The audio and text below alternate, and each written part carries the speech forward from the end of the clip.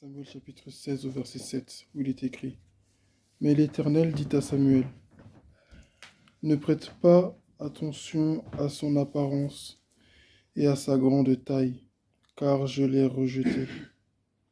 En effet, l'Éternel n'a pas le même regard que l'homme.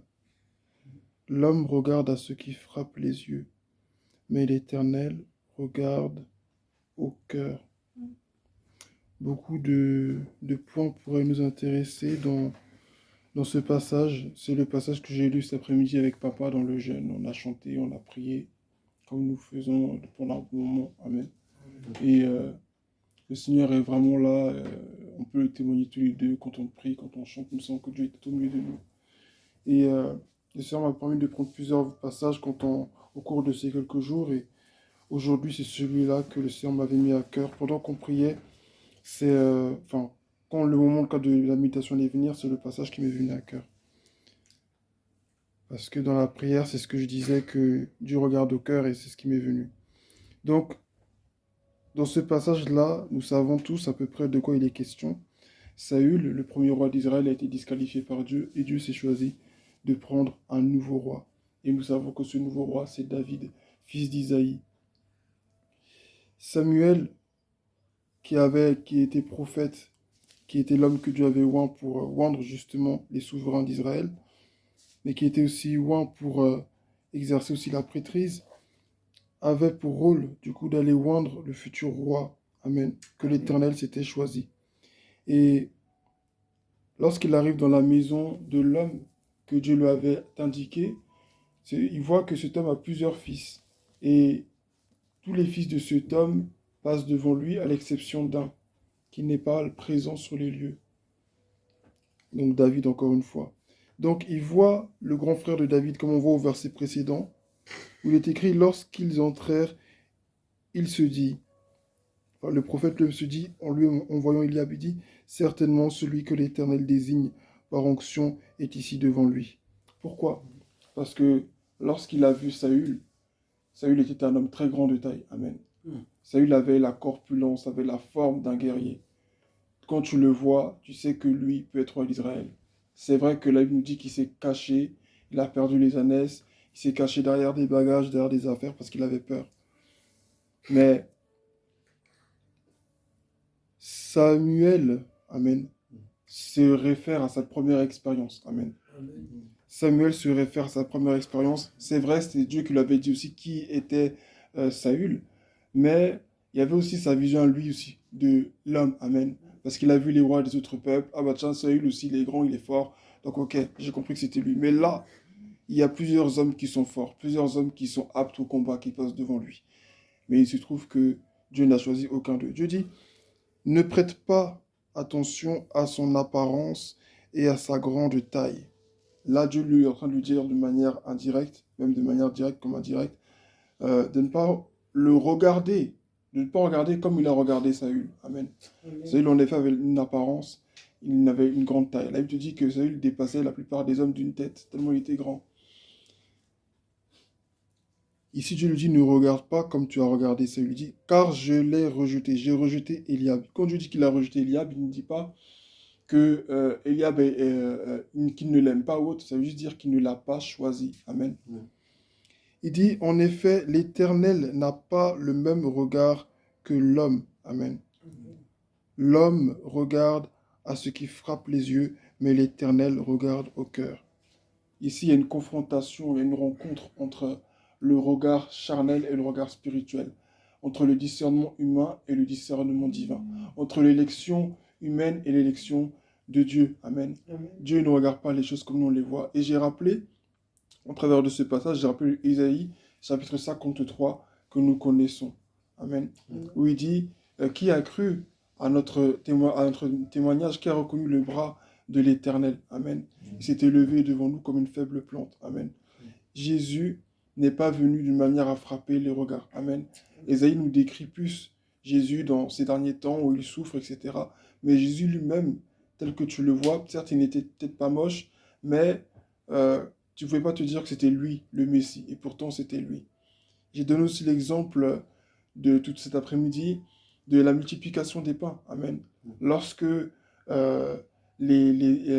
Jésus était arrivé de cet espace vert avec toute cette foule, il les a tous demandé de s'asseoir. Et il y a un jeune homme qui est venu avec quelques points, quelques poissons, c'est-à-dire quelque chose de vraiment insignifiant pour nourrir toute la foule.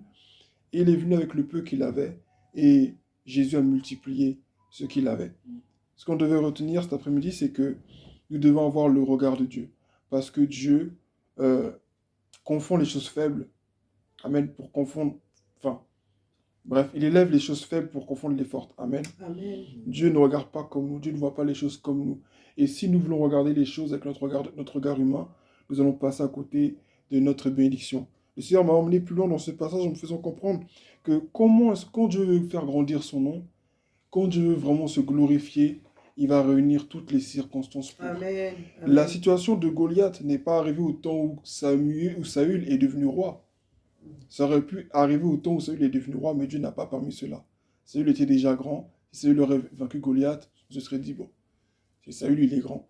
Mais il a attendu tout ce temps que Saül fasse toutes ses bêtises d'abord, jusqu'à ce qu'il soit disqualifié, pour choisir le petit David, le tout petit David pour vaincre le grand Goliath. Dieu avait tout calculé d'avance. Dieu Amen. est un parfait mathématicien, Dieu est un parfait calculateur, et il sait très bien ce qu'il a fait quand il t'a choisi. J'ai donné aussi l'exemple aussi de Gédéon dans Juge chapitre 6, où Dieu lui dit, vaillant héros, et lui dit, non, moi, je suis le plus petit de ma famille, mon clan est le plus faible de Manassé, comment est-ce que je pourrais délivrer ton peuple? Et pourtant, Dieu savait ce qu'il avait mis en Gédéon. Il dit ensuite, ici, par rapport à David, que l'homme regarde à ce qui frappe les yeux, mais l'Éternel regarde au cœur. Le cœur, ce n'est pas juste ce qu'on voit là, c'est-à-dire ce qui bat là de notre poitrine, où on voit là les sentiments et autres. Le cœur, c'est les profondeurs même de l'être humain. Amen. Amen. Quand le Seigneur nous parle du cœur, ils parleront de la profondeur de l'être humain, de l'être humain, ce qu'il y a dans l'abîme même de l'être humain. Tu sais ce qu'il a enterré en toi et en moi. Et c'est à ça que lui, il regarde. Dieu ne regarde pas ce que les hommes voient ou autre. Les hommes peuvent te rejeter, les hommes peuvent te banaliser, mais Dieu, il sait ce qu'il a mis en toi. Amen. Ce soir, j'aimerais Amen. t'encourager à regarder, à discerner avec l'Esprit de Dieu. Amen. Amen. Regardons avec le regard de Dieu. Nous nous voyons comme une petite assemblée, nous nous voyons comme étant dans un petit endroit, mais Dieu ne nous voit pas comme ça. Jésus est né dans des situations assez compliquées, mais pourtant, c'était bien et c'est bien lui, le sauveur de l'humanité. Alléluia. Donc, que la Bible nous enseigne. Il y a des enseignements qu'on peut avoir comme ça, on entend grand 1, grand 2, grand 3, et puis on dit, ah, le salut, c'est comme si, ah, ça vient de tel mot hébreu, et puis c'est bien. Mais les faits même bibliques nous enseignent. Amen. Amen. Les faits même bibliques nous enseignent. Et nous devons toujours les prendre pour nous rééduquer, pour façonner notre regard. Amen. Alléluia. Pour nous armer pour la vie de tous les jours. Donc, ayons le regard de Dieu. Samuel regardait les choses d'un point de vue humain.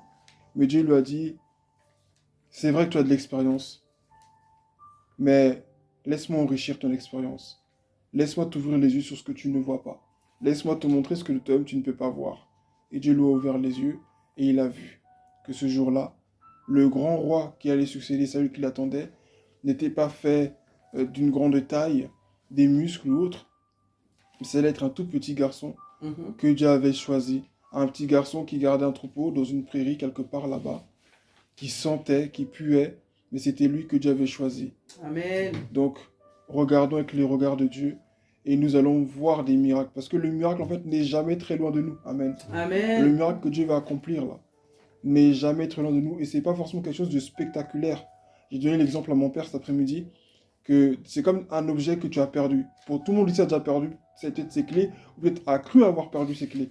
Et au final, la clé, elle est dans ta poche. Ou sinon, même des fois, elle est même dans ta main. C'est un message des fois que je nous donne pour nous rappeler que ce que tu crois être loin de toi est souvent très proche de toi. Alléluia. Parfois même, tu perds un objet, tu laisses tomber, hein, et puis tu le retrouves à l'endroit où tu soupçonnais le moins. Tu penses que tu l'as perdu au salon, tu cherches partout. Non, il est dans la cuisine. Non, il n'est pas dans la cuisine. Non, il est dans ta chambre. Amen. C'est comme ça, des fois. Et c'est Dieu nous parle par tout ce qui nous arrive. Amen.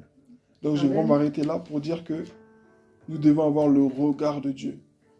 Regardons comme Dieu veut que l'on regarde. Ne sous-estimons pas, parce que tu sais, quand tu regardes un enfant, une personne, tu sous-estimes. C'est pas à lui que tu fais du mal, mais c'est à Dieu. C'est-à-dire, Tu sous-estimes Dieu en réalité. Mm. C'est pas moi que tu sous-estimes. C'est mon Dieu que tu sous-estimes. Parce que tu vas dire que Dieu n'est pas capable de faire quelque chose. Or, Dieu prend les choses faibles. Et dans toute la Bible, c'est comme ça. Dieu prend un vieil homme, Abraham, qui a peut-être déjà tout vécu dans sa vie, qui a peut-être fait, qui a déjà plein de réalisations, mais Dieu dit, c'est dans ta vieillesse que je vais te donner un fils.